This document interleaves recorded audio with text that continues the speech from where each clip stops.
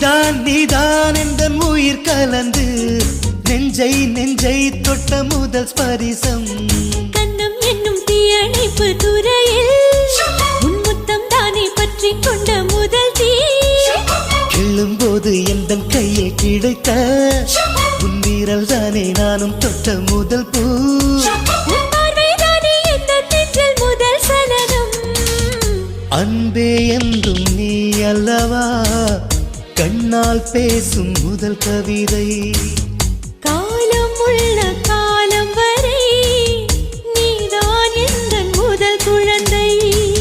நெஞ்சம் ஒரு முறை நீ என்றது கண்கள் மறுமுறை பார் என்றது